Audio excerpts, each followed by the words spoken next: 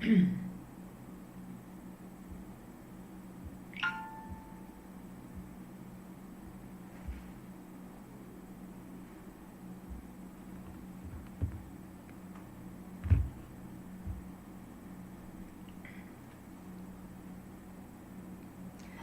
hello, good evening, my young officers. Welcome to this course called as a complete course on Indian economy for both your UPSC Prelims as well as mains examination.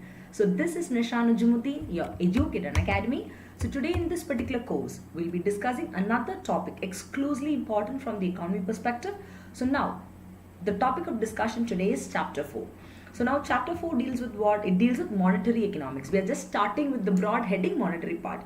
So now this particular Chapter 4 will be dividing it into three parts. Part 1 will consist of the basic concepts like your money, Bata systems, evolution, and some important concepts as such. Then Part 2 will consist of the another aspect of that based on the monetary policies and all. And Part 3 accordingly. So this is how we will deal with the Chapter 4, which deals with the entire monetary economics as a whole.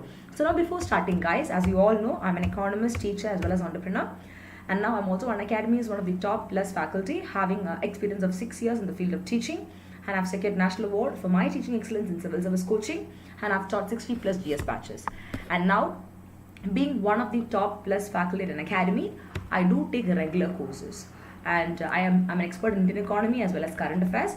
So now as a part of current affairs perspective, guys, from the month of October, from October 1st onwards, taking into consideration the upcoming prelims and mains examination, I am literally starting a course that is daily current affairs plus basics. Okay, daily current affairs plus concept clearing at 9 p.m. to 10 p.m. on Unacademy Plus platform. It can even go up to 10:30 p.m. It depends. One and a half hour class it could be. So do not miss that current affairs class, guys. It is a regular class for the month of October, November, December. Daily we'll be doing that, and that will be in the Plus platform. Apart from that, there will be various other courses, and I'll also handle so many batches. And currently, if you see, I'm a part of some Unacademy's important prelims batches. And one such batch is the batch course on important concepts for prelims through 1000 MCQs. So along with me, some other top educators are also part of it. So do not miss it. Currently 4 p.m. to 5:30 p.m., 8 p.m. to 9:30 p.m. are the timings where I take classes. And all the courses which I have been doing in Unacademy, apart from the plus class, there are also free classes which I do regularly. That the timing for that is 6 p.m. to 7 p.m.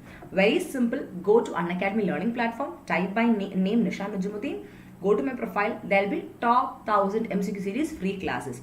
Click on that and have a look at how the classes are, and regularly do come live during this timing for the Unacademy special free live class to know more about the plus platform. Okay? Fine. And also keep this code nisha.nujumudeen in mind, or NishaYT10. Below the description box, the details of subscription and other things are given. That is, you will get a discount. Apart from the normal discounts what Unacademy is offering, we teachers from our side also will be giving you some discounts of extra 10 to 20%. And also, you'll be coming under the personal mentoring or guidance program of this concerned faculty of whom you are using this referral code. So I literally provide such kind of mentoring program because I've mentored more than 10 lakh students across India through my organization called as NIHD, Nirbhaya Institute for Human Development. So keeping in view that experience, yes, I'll be mentor for you people as well in the Plus platform if you're using my code nisha.nujumudeen or NishaYT10 for Unacademy Plus subscription. Okay? Because there are so many benefits as such. You will get to know once, you start subscribing the Plus platform. So anyways, are you all ready, guys? Yes, Suraj, good evening. Hi, Ashi. Yes, Talesh. Hi, Rathad. Hello, Priya. Hi, Safi. How are you all? Yeah, I missed the 6 p.m. class with you people today, but we'll be doing it on Sunday at 2 p.m. But tomorrow, as always, we have the regular schedule. The details of that will be uploaded via the Telegram channel. So there are various platforms to follow me. All the social media platforms where I'm active, the name is Nisha Nujumudeen. Okay? So you can search that and find me out. So yes, back to the topic of discussion. Chapter 4, Part 1 deals with monetary economics. So now Part 1, exclusively, we are going to have a discussion as to what is the Bata system. So now before money, guys, the so-called currency you have, there are different ways of exchange. So we are going to have a look into the evolution perspective as well for a better understanding. And the reason is because when you have a very in-depth understanding of this particular concept, when you study the advanced perspectives like the different concepts or terms of monetary policies in the context of RBI and all, things will become more easier. And now, since it is a basic course, guys, we'll start from the scratch. So you will be completely having, or let's say you'll have a holistic information regarding this topic. And as far as monetary economics is concerned, yes, you got to have a complete idea. So now these are the various topics along with some extra concepts we'll be discussing in this particular chapter. So yes, all ready? Okay. So here we have the Bata system. So whenever girls, even in your school or NCERT textbooks also, when you study about money, what is the first thing that comes to your brain? None other than the Bata system. That in simple terms, it is nothing but exchange of goods for goods. So before the evolution of money, guys, we never had any sort of, currencies or coins or anything as such. So what did the people do? They had no other choice but rather to exchange goods for goods. For example, if you want 1 kg of sugar, you have to exchange something else. Let's say 1 kg of fruits or something else in the equal proportion. So to get that particular quantity or of the commodity, what you want. It was very difficult to be very honest, because always you cannot keep opting for such kind of options. Because Bata system means exchanging goods for goods. Come on, what sense it makes? It doesn't make any sense at all. Don't you think so? So now, initially, if you see, money was a medium of exchange today, but then initially it was not a medium of exchange. It was goods. Okay, goods in place of goods. And now, nobody is going to purchase the goods directly in case of Bata system, because there was no common unit of account and medium of exchange. So now what is the advantage of money? Money is a proper medium of exchange. You can give 10 rupees, 20 rupees, 100 rupees and get something. And now there is a unit, 10, 20, 50, 100, 200, 500 and all, right? So you know the exact measurement. For let's say for 1 kg you pay 50, for 2 kg you pay 100. You know for what unit how much you need to pay. That is the advantage of money, where these things were lacking in the so-called Bata system. Clear? Exactly, Ashi. Yeah, you're right. So now let's have a look at the history of bartering. So I know that all of you know regarding the Bata system, all of you know regarding money, but we're just going into a look, we're just having a look back, guys, at all these basics which we know, so as to ensure that we are strong in our subject. So now, do you all know about the history of bartering? Matlab, how it started, where it started? So yes, are you all interested, guys? Let's have a look at it, right? If you see the history of bartering, actually way back to 6000 BC you can date it. And now, who introduced it? Come on, bring in your art and culture. The Mesopotamia tribes. Okay? So now, the Mesopotamia tribes, they are the ones, guys, who literally introduced the so-called Bata system. And now, that was adopted by whom, guys? By the Phoenicians. Now, this particular, group called as Phoenicians, they started exchanging goods, or let's say bartered goods, to those located in various other cities across oceans. And thus, if you see Babylonians, they also developed an improved bartering system. Come on, the whole point is, even that time trade happened. That is, before the proper evolution of money also, trade was there. But in the context of Bata system, exchange of goods for goods, it is not only within one particular community. Even across they could do, but then there were a lot of difficulties. But then people kept on improving the so-called bartering, or let's say exchange of goods systems accordingly. Clear? If you see, the goods were exchanged those days for food, tea, weapons and even spices. At times, you know something, apart from all this, human skulls were used as well. Can you believe, guys? During those days, as a part of the so-called Bata system, the skull of us, our brain, the skull that protects the brain, even that was used. That is a shocking thing, right? Thank God, hereafter we are not going for the Bata system, guys. Who knows, our skulls won't be bartered or exchanged. Yeah. And now, even if you see salt, the most common ingredient in every one of our house, and in fact the most inferior good, I can even tell you, that was another popular item that was exchanged during those days, guys, under the Bata system. Now, after that came your Middle Ages. During that time, what happened? The Europeans, okay, they started traveling across the world or across the globe. So why? Because they want to start exchanging or bartering the crafts and furs in exchange for what? Silks and perfumes. The Europeans were more attached or attracted towards silk and perfume. So what did they do? To get that, they started traveling across the globe, and whatever crafts and furs they had, they will start giving that to get this in exchange, because silk and perfume had a very good market in Europe, guys. Clear? Then after the Babylonians, the Middle Age Europeans and all, now comes your colonial Americans. What did they do? Even they practice barter. It is not like only some community practice barter. Everybody practice barter. So in a structure wise we are going. So now the colonial Americans, they actually exchanged musket balls. Then deer skins and wheat. these things they started exchanging. And now that was actually some illegal activity. Deer skins and all are coming under the illegal activity, but then still they did that.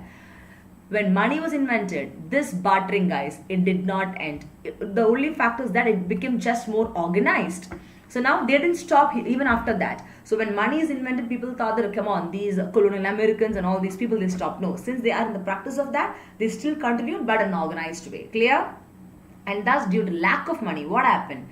This so-called exchange of goods, or in one term, bartering, guys, that became very popular in the 1930s. And now 1930s is quite famous as well. Why? That is known as the period of Great Depression. It even get you back to the famous economist. Who is that? The monetary economist of all time, J.M. Keynes. That is John Maynard Keynes. It is not Keynes, guys, it's Keynes. John Maynard Keynes is actually the most popular monetary economics, and during 1930s, he is the one who came with the so-called Great Depression concept. And now, even during that time, bartering or exchanging was quite popular. Clear? And that's quite interesting to know. Now, yes, Ashi's skull was done. Can you believe? That the human skulls were used for exchange. And it is interesting to know now, guys. See, come on. From Mesopotamian, then to Phoenicians, then to Babylon, then to Europeans, then to your colonial Americans. It's good to know, kabhi, the history of all this. So when you start imagining that, you'll never forget. For your long-term memory retention also, it helps you a lot. Now, the next thing is, during that time, depression, if you see, even to obtain food and various other services, such kind of system of barter was used. And now, how do they do that? That is the next question. So now, that was done through groups or between people who acted similar to banks. So banks, you have the bank institution, you have the managers, you have the assistant managers, you have the cashiers, you have the people introducing you there and all, right? Similarly, some group of people were there. Now, they will act like a bank. They will give what you want. And now, if some items were sold, now the owner, for example, if I want to sell, let's say 1 kg of sugar, now I will receive the money and the buyer's account would be debited. The same thing. Clear? Now, do you think there was some sort of advantage for bartering? But now today, if you see in this context of 21st century, the so-called modern era, come on, there could not be any advantage for bartering. But then, in those days, guys, if you see on a holistic way, come on, before much advancements and all this stuff, yes, there were some sort of advantages. So, could you tell me what are the advantages, guys? Any, any points? A very simple points. Come on, quick. Yes, let me tell you guys what were the advantages. Now, there are so many reasons why a lot of economists, they opted for this Bata economy, or because this is quite beneficial. Do you think the Europeans, the colonial Americans and Babylonians were mad to do that? Definitely no. See, if you see the case of colonial American guys, if you check back the history, they were doing bartering system. But then, even when money was invented, still they continued. The only fact is that it became more organized. That's the only point. But still they continue because, so the reason is why, because there do exist some sort of advantage for bartering. That is the sole reason why it has been done. You understand? So now, this bartering, guys, if you see, they allows the individuals to get what they need with what they already own. For example, that's true, guys. What I have, with what I have only, I will get what I want. So, but in the case of money, it is not like that. If you want to have something, your desire should actually meet the ability. If you want to have 1 kg of sugar, you should have 30 or 40 rupees in your hand. With 20 rupees, you cannot get 1 kg. You understand? Similarly, in case of bartering, that is not the case. With whatever you have, there is no proper measurement. So it's just one quantity. So with that, you will get what you want as well. For example, an individual, okay, they needs lumber to put an addition onto their home, but they lack fund or do not have money to buy lumber. Then they may be able to use what? The so-called exchange of goods. That is Bata system to supply their needs. That is, for example, exchanging furnitures. They do not need for the needed lumber. You understand? A simple concept, guys. Now, such a kind of deal, they can actually be negotiated by both the parties. Okay, I will give you so and so lumber. So that is reciprocal, and that's a kind of mutually beneficial agreement as well. And now in such kind of agreement, for example, let's say, I have some furnitures with me, like 2 chairs and 1 sofa. I am going to give it to Ashi or Sandeep or Naina, and taking some timbers from there, the raw materials for that. So now the value of the real timber or the value of furniture could be quite higher, but that is not the case then. Mutually on agreed basis, without making any payment, I am getting something from them, and they are giving me something from their hand, which I am also receiving. You understand? So that is the whole point. Clear? Now, though that is the case also, come on, you have n number of reasons to say that, come on, this exchange or barter system is quite disadvantageous because there is inefficiency. Now, the one who want to exchange, furniture with me and to get the timber, the raw material for that, he has to search the person who wants this furniture, the sofa, chair and all this stuff, and who has this, timber raw material with him to give me. You understand? So I have to keep searching. For example, forget about that. I have, let's say, 1 kg of rice in my hand. And now, I do not want tomato, onions or anything. Rather, I prefer for 1 kg of tea powder. So now, I may find people with 1 kg of sugar or some other products. But now, I should find somebody who is willing to buy this rice from me and who is having this tea powder to give me. So the things become quite difficult. It leads to inefficiency in the system as well. You understand? The next thing is this becomes quite difficult, with trying to guarantee the fair exchanges. For example, just imagine the rate of X for a television set. See, even if you give 100 X also, will that match a TV's price? Definitely no. But then if you have 100x, you can even get a television set. What sense this makes? You understand? There was no proper unit of value. There was no proper sort of measurement there. So things were not at all fair and justice involved in the Bata system. Whereas a monetary or let's say money economy today, what we have, they make the exchange of goods and services more easily manageable. That is the disadvantage of your barter system, guys, and the advantage of money over this so-called traditional system. Clear? Yes, Nishu? Yeah. Now, these are the main difficulties that you can find in a barter system. What are they? Double coincidence of one. What I told you. Whatever product you have in your hand, you should find a seller, buyer who wants it, and whatever you want, that buyer should have with you, them as well to give you again. That is quite difficult. Then, lack of standard unit of account. That is true. For 100x, can you go and buy one television set? Come on, that doesn't make sense at all. Because one part will be gaining higher, the other part will be at a loss. The value is not matching.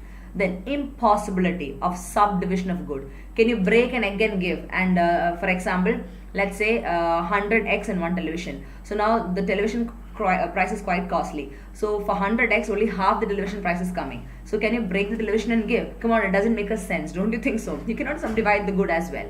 And lack of information. That is true. And production of large and very costly goods, but then it is not feasible at all. It is actually going in vain. A lot of kallatharams takes place, a lot of corruptions takes place. There is no proper weightage, no proper unit, etc., etc. Clear? Now, here comes the evolution of money. Come on, that is quite amazing as well. You see how it evolved over the time, guys, just like an individual who belongs to rural area, coming to an urban area, getting better facilities, education, then becoming, going to a so-called, high society and leading a super luxurious life. Similarly, from barter, exchange of goods for goods. Now, metals came, like gold, metal coins, silver, copper, then paper money or currency, what you have. From that, all your cards or plastic money, debit card, credit card, that card, this card, and now after that, even now, these days people don't use cards or they don't use cash. What do we use? Especially in this COVID pandemic, now people resort to not even cards, guys. They resort to electronic money. That is Google Pay, Phone Pay, that Pay, this Pay. Within just in your fingertips, you can make payments and receive payments across the globe. That is an advantage. And now after that, digital currency, guys. That is cryptocurrency. Your Bitcoins, Libra, which is owned by Facebook and all. So now the technology is so advanced that you cannot catch it like anything. There has been a wonderful evolution of money over the years. Don't you think so?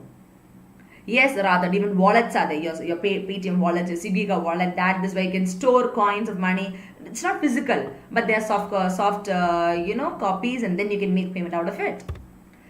Now, talking about the evolution of money, we had the Bata system. After that, we had the different gold and metallic monies and all. So you have the commodity money, metallic and paper money. Commodity, I told you. That is in the initial stage, okay. Very few commodities were required or needed by everyone. If you see commodities like arrows, balls, chisels, those are basically used in hunting purposes. So that became the most important medium of exchange and hence acted as money during those times. Now, later on, if you see, from hunting, see, initially if you see, there was no agriculture, guys. When the world evolved, okay, when initially in the phase of development, there was no agriculture, there was no industry and all. People lived as a group. They will go out together, they will hunt, they'll have together. They never knew a language as well, so they didn't know what to do. Slowly, even when they developed all, there was nothing called as agriculture or industry, anything as such. They still resorted to hunting and all. Now slowly when developments took place, now the early humans, they started shifting, okay, from what? From the so-called hunting to agriculture. Then and also the allied activities like cattle rearing, cattle, goats and sheep rearing, forestry, mining, etc., etc. And now those became the medium of exchange and acted as what? Money. Now these commodities, guys, they have some limitations. Why? Because they do not have a proper standard unit of account, and now they are limited in nature, their supplies, and also depend upon natural factors. So due to some calamities, supposing the supply of agriculture output is not proper, means then you cannot even think of earning an income, you cannot even think of exchanging for another commodity. So their use limited and was replaced by other forms of money. So now from commodity you have the metallic money. So hereafter, instead of commodities, if you want to get whatever commodity, things became a little advanced. So with the progress of civilization, I can tell you this so-called commodity, or let's say product money, they started replacing it with some coins like gold, silver, etc., etc. And now they are togetherly called as metallic money. They're very easy to handle because it's the form of a coin, either gold or silver, right? And they can be stored also. That's not like they'll be getting spoiled, because they do not deal with exchange of goods, and they do not even deteriorate or get destroyed. And even they have the right degree of scarcity. Matlab, it is very valuable as well. Now, but then there were some difficulties in carrying on this. Again, with regard to the measurement perspective, this gold and silver, guys, had some issues. That is 0.5, 0.6%. You have to give it off. You cannot go and cut the gold coin or cut the silver coin and give to the person concerned. There was some sort of problem in that perspective. So again, as and when the time and technology developed, the hard form of gold and silver, again, that was replaced by the so-called coin system, gold and silver coins, which is used as money. Again, that was replaced with the so-called paper money, what you have. And that is because of the advent of the state and political structure, which gave rise to such a kind of money, guys. And that was a guarantee by the government as well. In all your paper notes, guys, there is a wording written. I shall promise to pay the bearer sum of rupees 10. I shall promise to pay the bearer sum of rupees 1,500. Right? That is called as guarantee given by the government. It's called as paper money. Clear? Now, it had some value, guys, unlike your gold and all.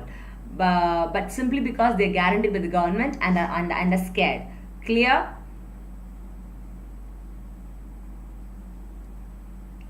Yes, Talesh, very recently, couple of days back, this news was there that Paytm was removed from Play Store. Not only Pay, if you see some banks, Google Pay cannot be used by every banks, in the sense that if you have a state bank account, yeah, then Google Pay works for you. If you have a Canara Bank, Google Pay doesn't work for you. Canara Bank stopped the third-party applications like Google Pay, Phone Pay and all. Only via the Canara Bank app you can transfer money. Via Google Pay and via Phone Pay, Canara Bank doesn't do that. I know this because I have a Canara Bank account also, guys. That is why. Now, the next thing is, guys, this paper money, okay? This is there for a very long time, the currency notes. Now, with time, as and when the time was passing, guys, this paper money, they took the form of what? Bank notes. I repeat, bank notes. To be printed by whom, guys? None other than the central bank of a country, that is RBI.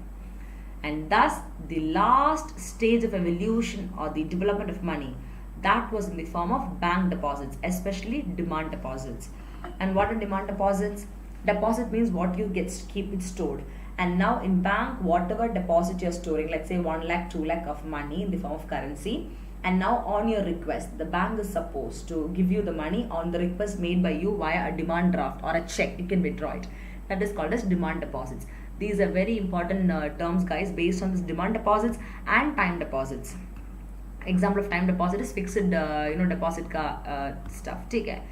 They are the examples of what? They are the examples of deposits and currency deposits. And now for the prelims examination, from the static plus the current affairs perspective, you can get questions even in the context of connecting these demand and time with your non-banking financial companies or intermediaries. That is, they can ask you, do you think NBFCs do they have demand deposit or are they time deposit? Just to confuse you. You understand? So like that you can get questions, and already we have done also in many of the MCQ classes. So kindly go through that. Clear? Now, the most important, or let's say the recent evolution is none other than the cryptocurrency, the digital currency. I can believe in the context of digitalization or digital India, guys. Not only for India, for the across the country, guys. Cryptocurrency is on the rise, but a lot of kallattaram or a lot of corruption is there in this perspective as well. You can earn money. It's a kind of gambling again, guys. Not exactly gambling, but still, yeah, it's not that safe. It's not the purest form of white money and all. Your bitcoins, all these things are coming under your cryptocurrencies. Clear? What is cryptocurrency, guys? A digital asset. Basically, it is designed to work as a medium of exchange. And now, for that, an individual coin ownership, guys, records are stored in one ledger. Like how you store information in the computer format, guys, database. And for that, they use a strong cryptography. You all know encryption in WhatsApp. Similarly, cryptography is also a digital asset designed to give a protection to those data stored. So now they'll be able to secure all the transactions, control the creation of additional coins, and verify what the transfer of coin ownership from the right person. There is a lot of tight inbuilt securities as well for such kind of digital asset called as cryptocurrencies. And now they do not exist in physical form. You cannot see a cryptocurrency like a paper money. It is all in the computer on these systems. You understand? And it is not even issued by any central authority. That is why I said kallattaram is there. Your RBI, any central authority, do not issue the cryptocurrency. So that's basically such kind of cryptocurrencies, guys.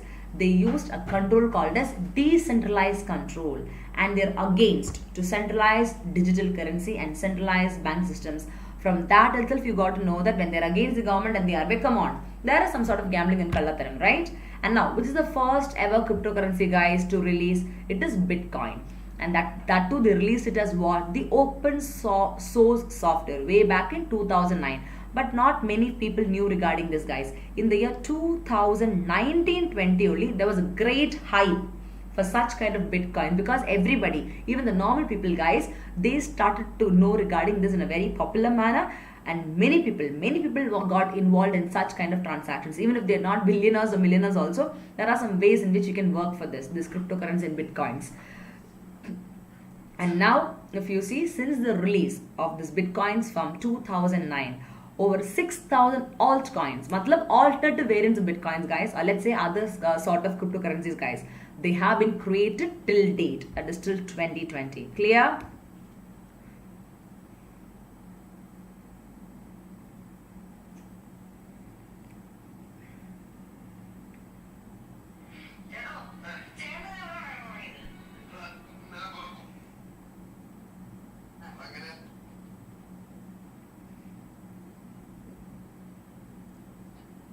Sound.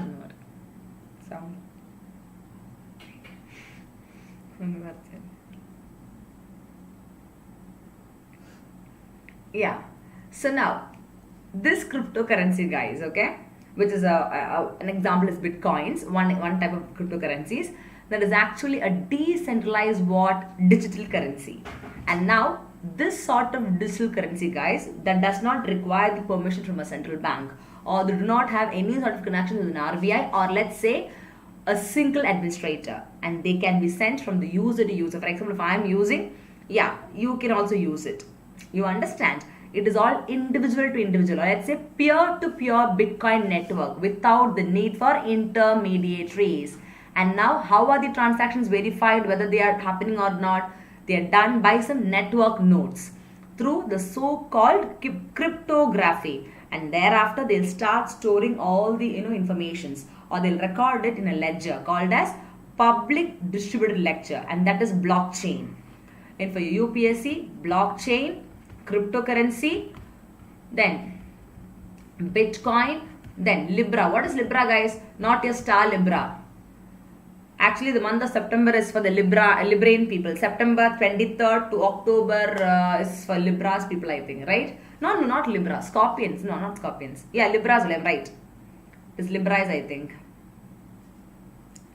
So, I think so. So, now, it is not your, star wala Libra, guys. It is actually your Facebook currency. Facebook has actually invented a currency called as Libra, which has come under your cryptocurrency. Clear? And now, based on these, you can get questions for your UPSC Prelims examination from the current affairs perspective as well. Clear? So please go through it.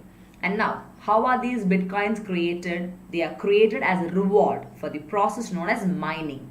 And now they can even be exchanged for other currencies, products and services. They are the advanced form of money. And you should have some knowledge regarding the usage of such kind of cryptocurrencies. Only then you can deal with them efficiently.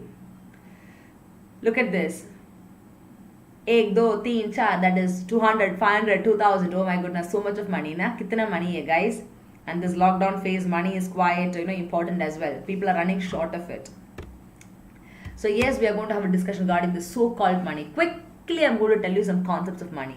We have been discussing regarding all these things. But how do you define money, guys? What are the two keywords that comes to your brain when you think about money? Because all of us in our day-to-day life, even to drink a bottle of water, if you go outside, guys, you need to have at least 10 to 20 rupees in your hand to buy that. So now in our day-to-day life, we cannot exclude this money, be it in currency format or be it in any format. So now the two important keywords which you have to keep in mind with regard to your money is they are the widely accepted payment across the globe. That is anything which is widely accepted in payment of goods and services or in the discharge of any other kind of payment obligation, that is called as money. That is one definition. Another definition is something that is generally acceptable universally as a medium of exchange, and also at the same time they'll be able to act as a better measure and store of value. That is also another definition of money. So in simple terms, economists, they used to say that money is what money does. Come on, what an amazing phrase is that. Money is what money does. And that is money is anything which performs the functions of money. So you may think that what is this function of money? Whatever I told you are the functions of money. Medium of exchange, general or universal acceptability, measure of value and store of value. These are the primary functions of money.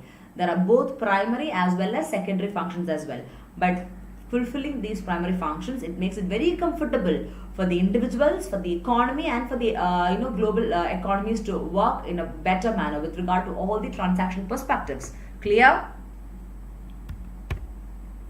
So the four important functions, matlab the primary functions of money, guys, are medium of exchange, store of value, measure of value, standard of payment. That is, it's called as standard of deferred payments. In economics textbook, you can find this deferred payments word, guys. I'll tell you what that is. Matlab future payment, I'll tell you. Now, medium of exchange, guys. If you want to have one packet of bread, you have to, for example, you have one packet of bread. You want to get one slice of meat. In Bata System, you need to exchange. But these days, whether you want to buy bread or you want to buy meat, individually you should have this money in your hand. Accordingly, one slice, okay, 50 rupees. Two slice, 100 rupees. Accordingly, based on the unit, guys, you can buy. It is a medium of exchange. Clear? To buy whatever you want. A can sell goods to B and B in return can demand money for his sales. If I want to sell something to you people, yes, I have to demand money from you people. You understand? And now I can even use the money to buy goods from another person.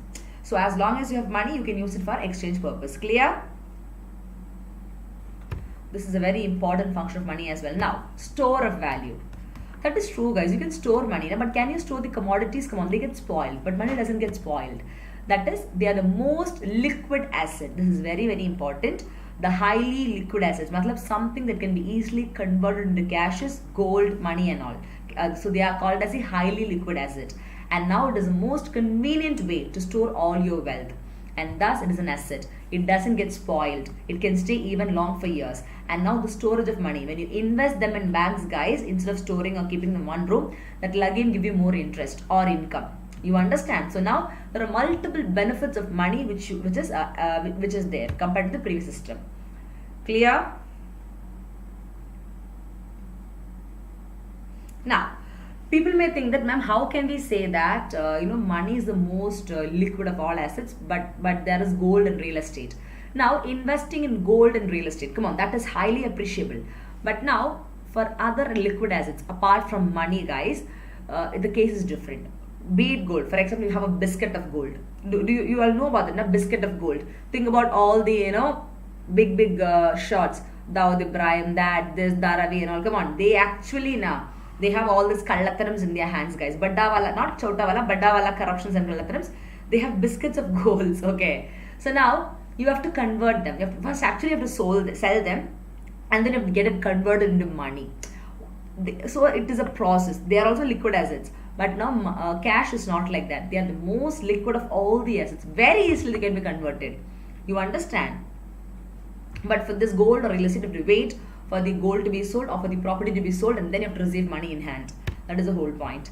Now, the next thing is measure of value. That is truly, that is there. That is, you know, whether it is costing 50 rupees, 100 rupees or 1000 rupees. For 1 unit 50, for 10 units 1000. You understand? Proper measure is there. So thus, the value of goods and services. Today, guys, we all know they are measured in terms of money. The relative comparison of goods is also possible. And thus, each commodity, guys, they have their own price and monetary value. For example, a car is worth rupees 10 lakhs. It's true. And a kg of apple, 100, etc., etc. So now, there is no need for us to, exchange a car for getting 1 kg of apple. Come on. Such kind of stupidity is not anymore, which existed in your Bata system.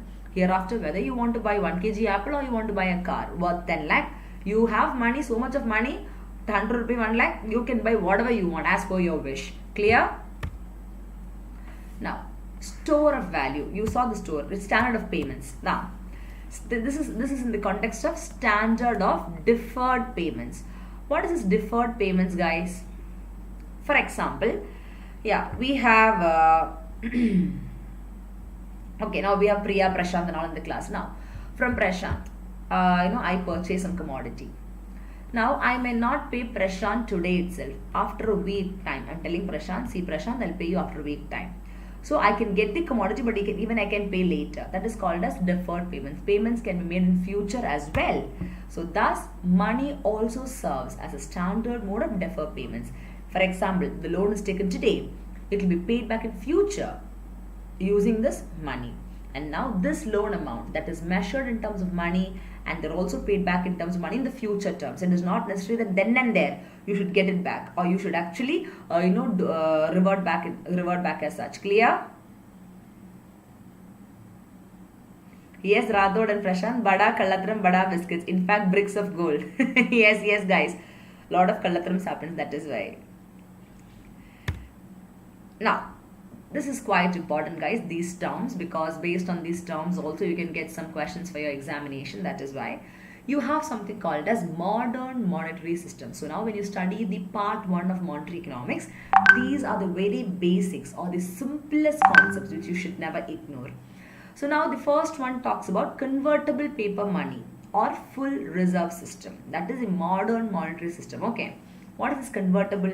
You have heard about hard currency, soft currency, etc., right? Similarly, convertible paper money, also called as full reserve system. What are they? They are nothing but the so-called paper money. Okay, it has come to occupy a very important place. We all know that, and paper money has become quite important in the so-called modern monetary system. Not only for India, but almost for every other countries, be it developed or developing.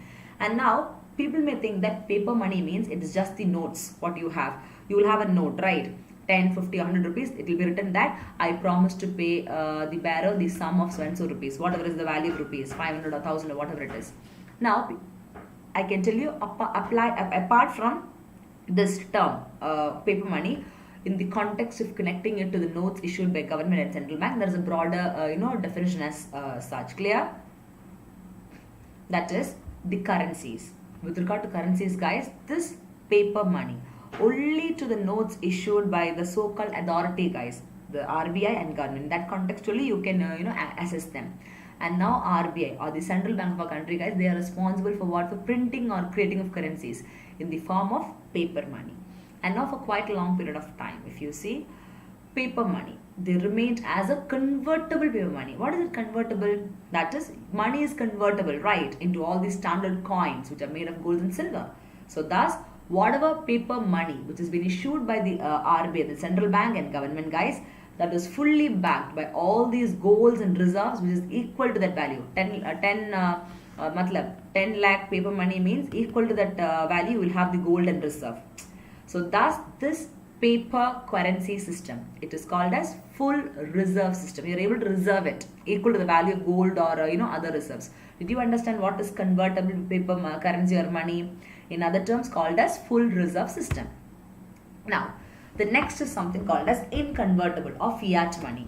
This is quite important because sometimes you used to get some questions based on this context as well. Fiat money. Then minimum reserve system. So what is it inconvertible, guys? That is called as fiat money. Now, again, as the time passed, the passage of time, there became a lot of scarcity of gold. We all know that our country, India, there is a huge demand for gold. But now, do we have so much of gold, guys, to satisfy the demand of the population? No. So what do? We start resorting to import from other countries, basically the Middle East countries as such, right?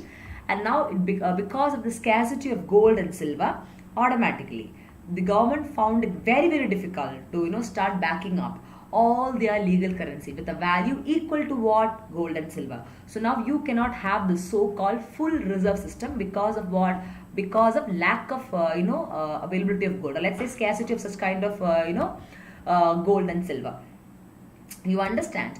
So now since you cannot have the so-called full reserve system, automatically the paper currency that from the convertible perspective, they turn out to be inconvertible one.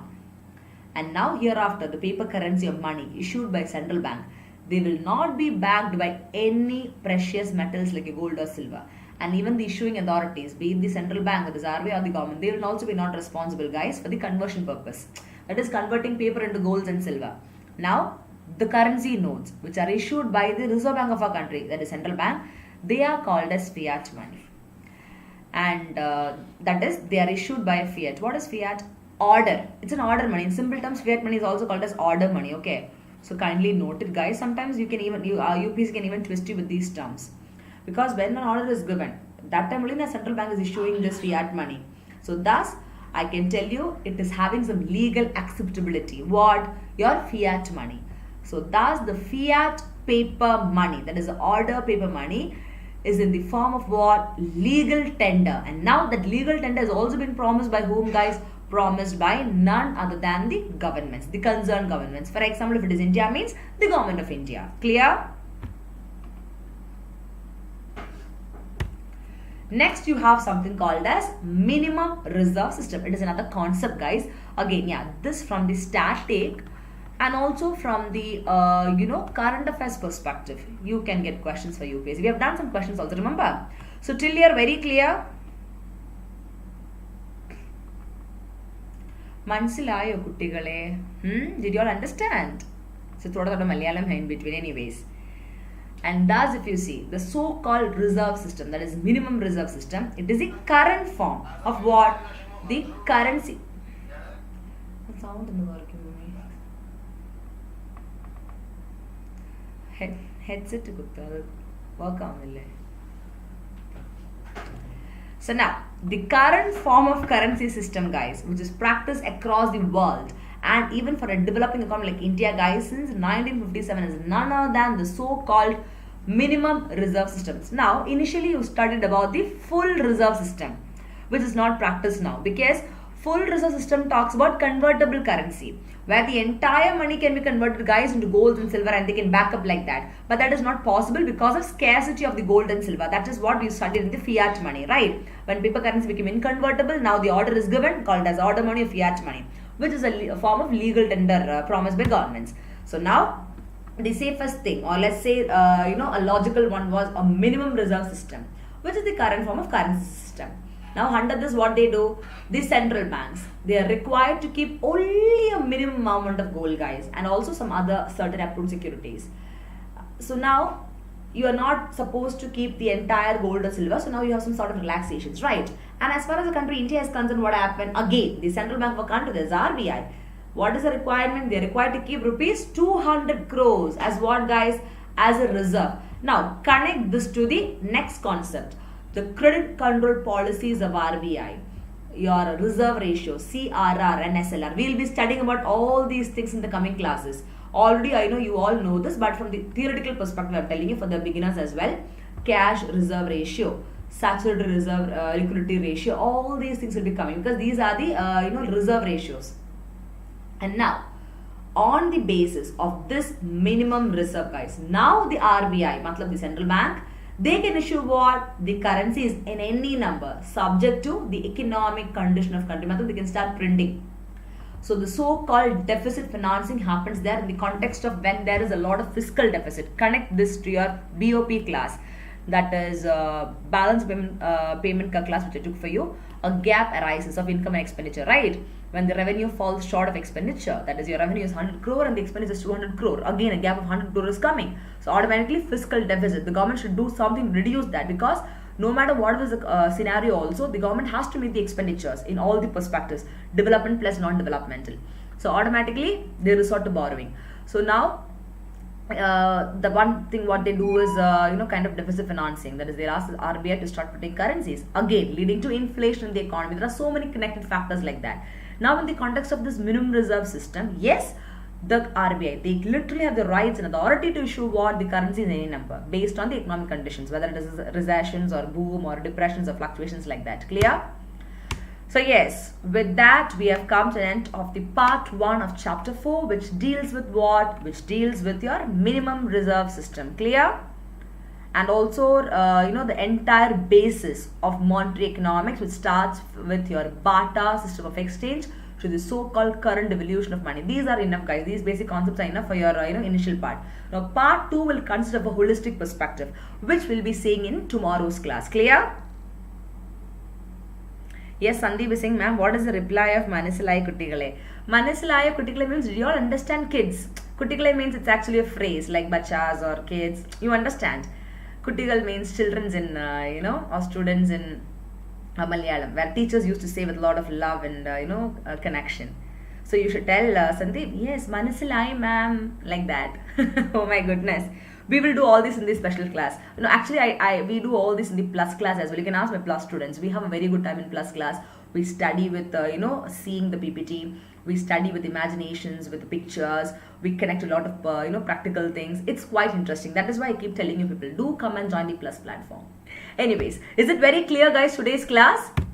So don't forget to put forward your valuable feedbacks and also make a point of putting forward your, comments in the comment box. So whatever queries or whatever suggestions you have, please put it down. So accordingly, we'll keep coming up with new topics. Okay. So tomorrow I will see you guys at 6 p.m. for the free class, and all the plus students, morning 8 a.m. Subah 8 baje, you have your plus class on art and culture.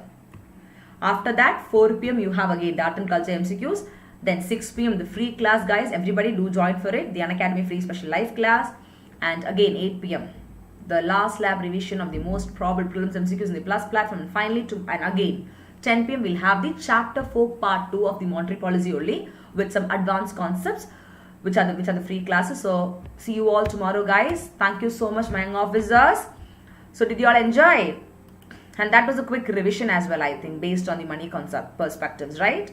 All of us know regarding money, all of us know regarding all these stuffs, but now that is a quiet revision as well.